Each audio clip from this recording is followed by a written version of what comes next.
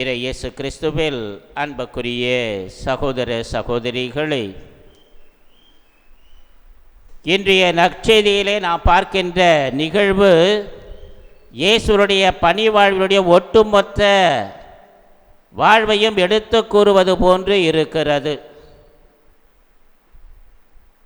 இறைமகன் இயேசு ஆவியால் அருள்பொழிவு செய்யப்படுவதை நம்மால் பார்க்க முடிகிறது. ஆண்டவரின் ஆவி என் மேலே, ஏனெனில் அவர் எனக்கு அருள்பொழிவு செய்துள்ளார் என்ற இந்த வார்த்தைகள் இயேசு ஆவியானவரால் முழுமையாக இயக்கப்பட்டார் என்பதனை நமக்கு சுட்டி காட்டுகிறது. அது மட்டுமல்ல, அவர் நாள்தோறும் தந்தையோடு உறவாடி கொண்டிருந்தார் என்று பார்க்கின்ற பொழுது, அதன் வழியாகவும் அவர் ஆவியானவரை பெற்றுக்கொண்டார் என்பதனை நம்மால் புரிந்து கொள்ள முடிகிறது.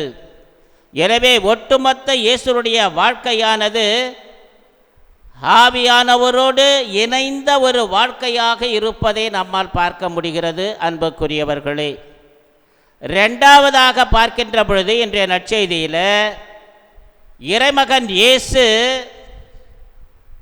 இறைவனின் வார்த்தைக்கு செயல் வடிவம் கொடுப்பதை பார்க்க முடிகிறது. அவர் இறைவனின் வார்த்தை எடுத்து கூறியது மட்டுமல்ல, அதற்கு செயலாக்கம் கொடுப்பதையும் நம்மால் பார்க்க முடிகிறது. நீங்கள் கேட்ட இந்த வார்த்தை இன்று நிறைவேறிற்று என்று சொல்லப்படுகிறது.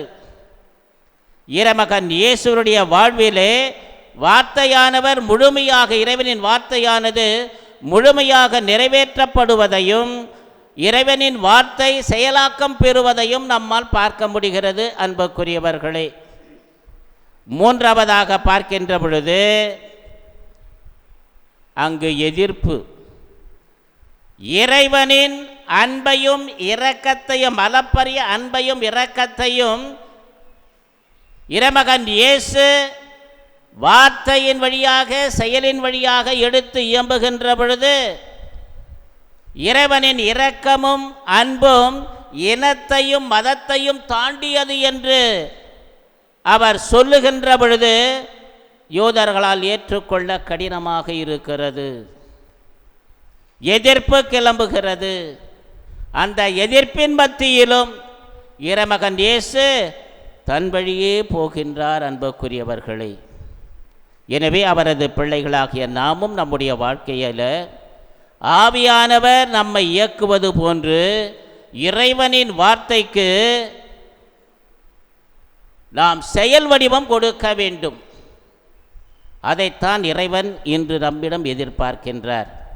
எனவே இன்றைய திருப்பலியிலே சிறப்பான விதத்திலே நாம் இறைவனின் வார்த்தைக்கு புனித கன்னிமரியாளை போன்று செயல் வடிவம் கொடுக்கின்ற மக்களாக வாழ்வதற்கு வேண்டிய வரங்களை கேட்டு இன்றைய திருப்பலியிலே வல்ல தேவரிடம் ஜெபிப்போம்.